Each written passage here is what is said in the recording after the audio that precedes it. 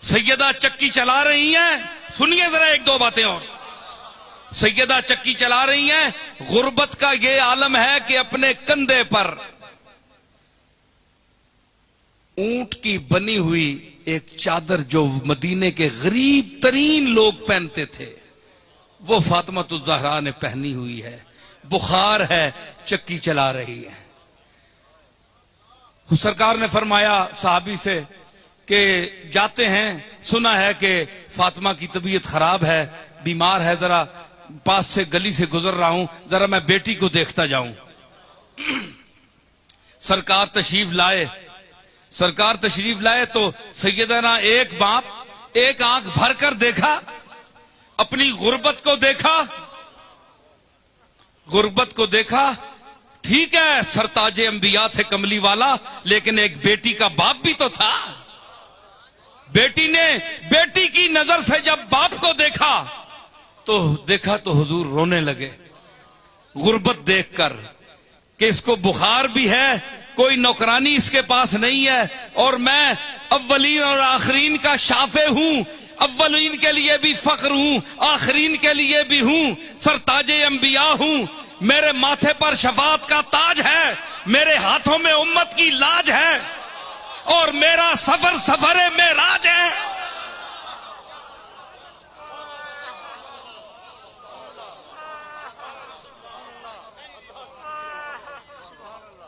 اتنی شان والا نبی، اتنی آن والا، اتنے جاہو جلال والا، جس کے راستے انبیاء دیکھیں، اور بیٹی کا یہ عالم کہ ایک غریبوں کا چھوٹا سا کمبل کندھے پر رکھ کر بیٹھی ہے. غریب ہے، کچھ بھی نہیں ہے. میرے مالک تو دیکھ رہا ہے محمد کی غریبی کو، جس کے ہاتھ میں سب کچھ ہے لیکن ہاتھ خالی ہے. اتنا دیا ہے کہ ہاتھ خالی ہو گیا. روئے سرکار. باپ سر پر کھڑا ہے، بیٹی بیٹھی ہے. آپ نے سیدہ نے گردن جھکائی ہوئی ہے، حضور کھڑے ہیں. حضور فرمایا یا فاطمہ تو اصبری علی مرارت الدنیا لنعیم الآخرہ. کیا جملہ فرمایا باپ نے، کیا جملہ فرمایا کہ اصبری یا فاطمہ، اے میری فاطمہ بیٹی، میری پیاری بیٹی، مجھے تیرے آنسو اللہ نہ دکھائے.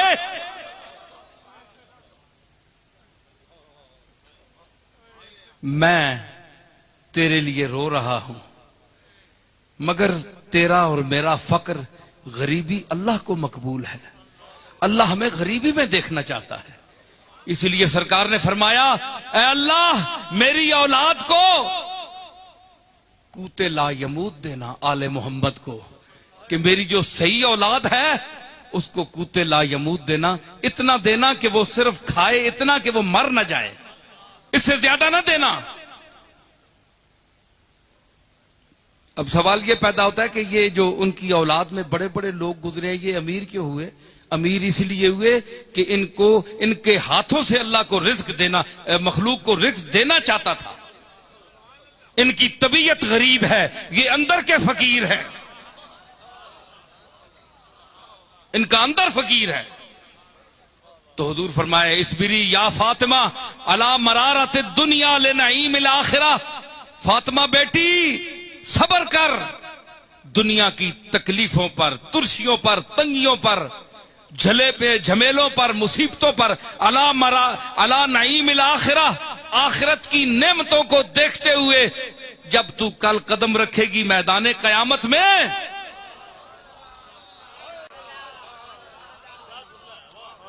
ایک اور حدیث کا جملہ میں اس کے ساتھ ملا رہا ہوں، یہاں سرکار کی بات ختم ہو گئی. تو کل جو قیامت کے دن رکھے گی تو قدم، قیامت کے دن میدان محشر میں، فاطمہ تو اپنے مقام کو دیکھنا. یہ جو غریبی کا کمبل تو نے اوڑا ہوا ہے، یہ تمناؤں کی، آرزوؤں کی دنیا لے کر جو باپ کے چہرے کو دیکھ رہی ہے، یہی باپ ہوگا. باپ تیرا مقام محمود پر کھڑا ہوگا. کبھی میزان پر جائے گا، کبھی پل صراط پر جائے گا، امت کو دیکھے گا، میں ہوں گا۔ فرمایا وہ میں ہوں۔ سیدہ عائشہ نے فرمایا، عرض کی یا رسول اللہ بڑی بھیڑ ہوگی قیامت کے دن، میں آپ کو کہاں ڈھونڈوں؟ فرمایا عائشہ میرے 3 مقامات ہیں، ایک مقام ہے مقام محمود کہ میرے ہاتھ میں لواء الحمد ہوگا، اللہ کی کبریائی اور عظمت کا جھنڈا میرے ہاتھ میں ہوگا، میرے سر پر شفاعت کا تاج رکھا ہوا ہوگا، اور خلط جو مصطفی ہے وہ میں نے زیب تن کی ہوئی ہوگی۔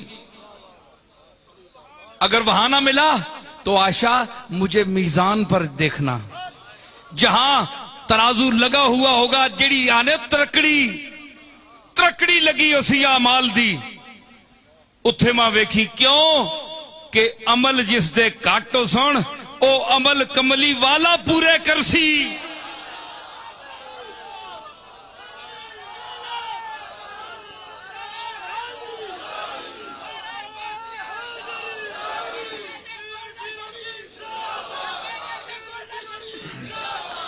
میں نے کیا کہا کہ کملی والا اس وزن کو پورا کرے گا۔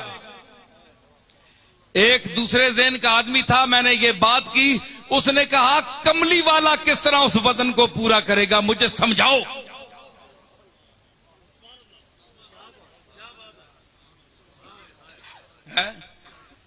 کتنے لطیف مضامین ہیں، آئے نا کوئی مولوی ماؤ نہ پتر تھے آوے ذرا، وڈے علم نے دعوے رکھنے والے خطیب،